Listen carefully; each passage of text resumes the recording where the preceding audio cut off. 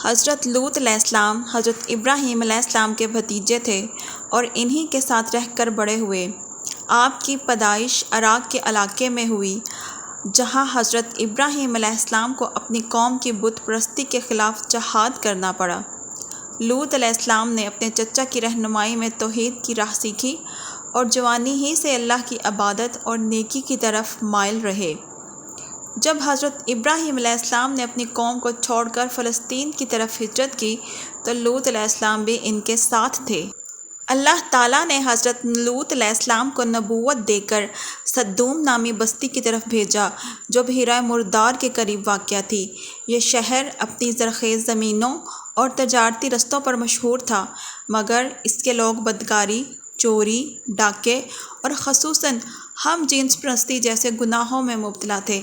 اللہ نے لوط علیہ السلام کو حکم دیا کہ وہ انہیں راہ راست پر لائیں اور شرک کو فحش سے روکیں۔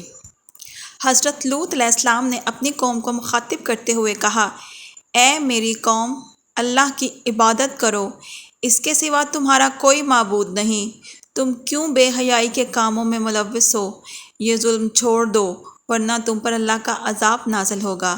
مگر سدوم کے لوگوں نے جواب دیا، اے لوط، اگر تم سچے ہو تو ہمارے پاس اللہ کا عذاب لے آؤ، ہمیں تمہاری باتوں سے کوئی خوف نہیں۔ وہ لوط علیہ السلام کا مذاق اڑاتے، انہیں جھوٹا کہتے اور حتیٰ کہ ان کے مہمانوں کو بھی تنگ کرنے سے باز نہ آتے۔ ایک روز حضرت ابراہیم علیہ السلام کے پاس 3 فرشتے مہمان بن کر آئے۔ انہوں نے ابراہیم علیہ السلام کو بیٹے اسحاق علیہ السلام کی خوشخبری دی اور پھر سدوم کی طرف روانہ ہوئے تاکہ لوط علیہ السلام کی قوم کو تباہ کریں۔ فرشتے خوبصورت جوانوں کی شکل میں سدوم پہنچے۔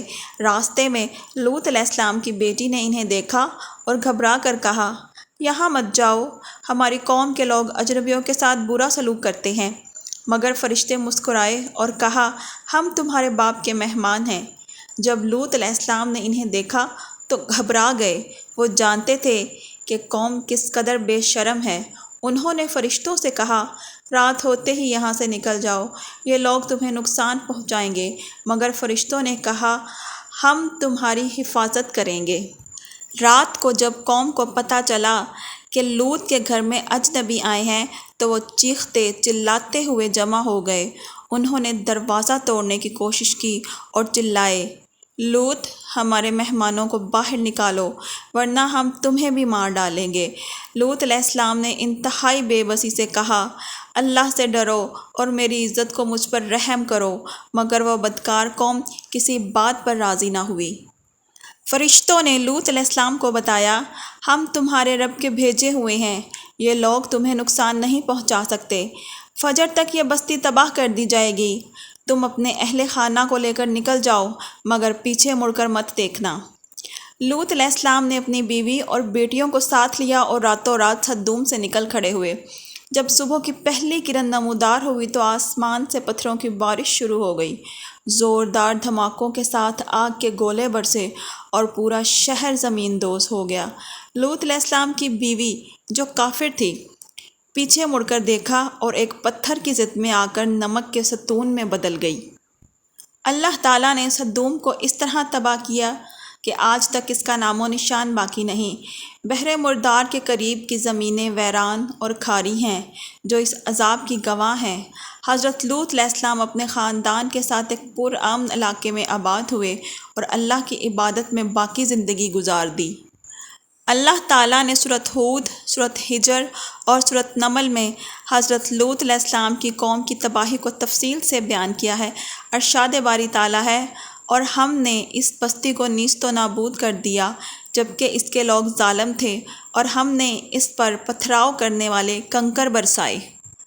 آج بھی بحیرہ مردار کے قریب بابا دہرہ اور سدوم کے پہاڑ کے نام سے مشہور علاقوں میں نمک کے ستون اور جلے ہوئے پتھر ملتے ہیں، جو اس عذاب کی گواہی دیتے ہیں۔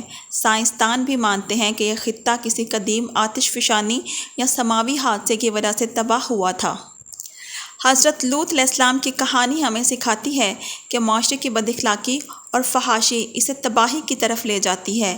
آج بھی اگر ہم اپنے گھروں، معاشروں اور قوموں کو بچانا چاہتے ہیں تو اللہ کے احکامات پر کاربند رہیں اور بے حیائی کے ہر راستے کو بند کریں، جیسا کہ قرآن میں ہے، کیا تم میں سے کوئی یہ چاہتا ہے کہ اس کا ٹھکانہ جہنم ہو؟